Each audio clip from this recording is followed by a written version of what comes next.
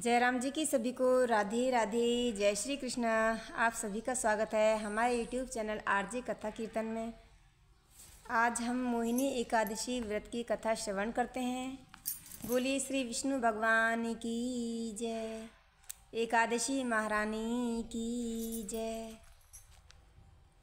धर्मराज युधिष्ठिर कहने लगे, हे कृष्ण, वैशाख मास के शुक्ल पक्ष की एकादशी का क्या नाम है तथा उसकी कथा क्या है?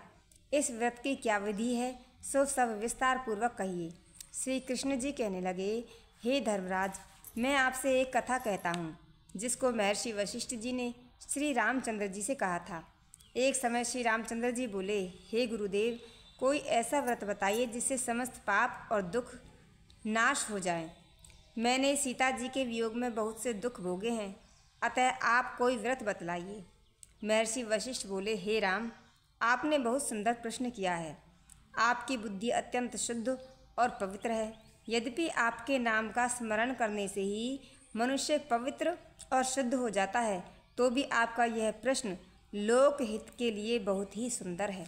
वैशाख मास में जो एकादशी आती है उसका नाम मोहिनी एकादशी है। इस एकादशी का व्रत करने से मनुष्य सब पापों तथा दुखों से छूटकर मोह जाल से मुक्त हो जाता है। अतः यह व्रत दुखी मनुष्यों को अवश्य करना चाहिए। इससे मनुष्य के सब पाप और दुख नाश को प्राप्त हो जाते हैं। अब आप इसकी कथा एकाग्रचित्त होकर ध्यान पूर्वक सुनिए। सरस्वती नदी के किनारे भद्रावती नाम की एक नगरी थी। वहाँ पर धुतिमान नाम का चंद्रवंशी राजा राज्य करता था।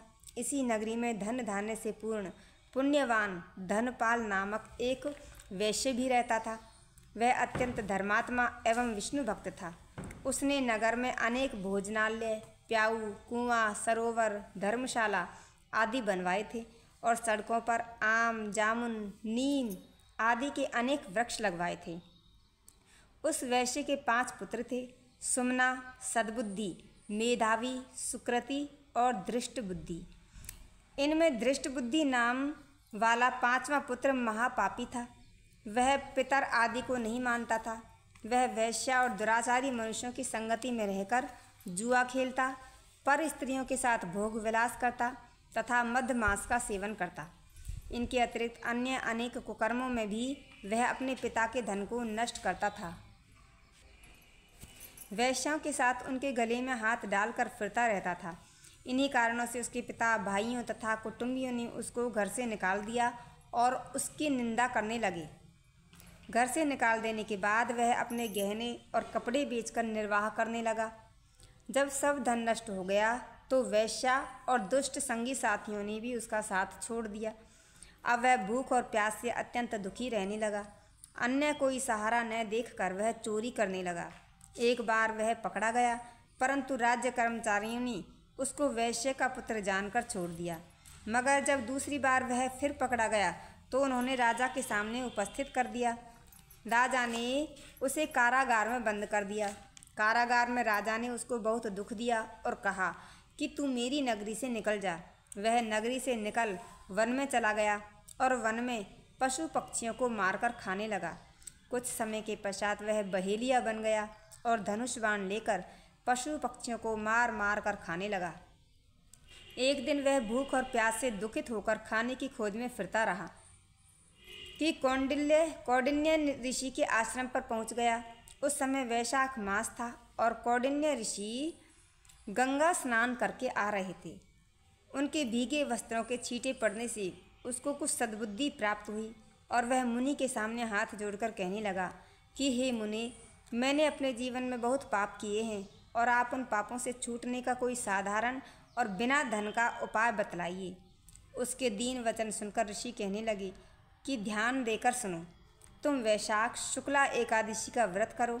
इस एकादशी का नाम मोहिनी एकादशी है और इससे तुम्हारे सब पाप नष्ट हो जाएंगे।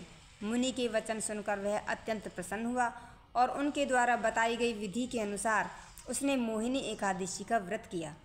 हे राम, इस व्रत के प्रभाव से उसके सब पाप नष्ट हो गए और अंत में वह गरुड़ पर चढ़कर विष्णु लोक को चला गया।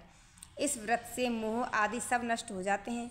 संसार में इस व्रत से श्रेष्ठ अन्य कोई व्रत नहीं है। इसके महात्म्य को पढ़ने अथवा सुनने से 1000 गौ दान का फल प्राप्त होता है। बोलिए श्री विष्णु भगवान की जय। तो ये थी मोहिनी एकादशी व्रत की कथा। इसे आप श्रवण करिएगा और आगे भी शेयर करिएगा ताकि सभी लोग इसका लाभ उठा सकें। राधे राधे, जय श्री कृष्ण।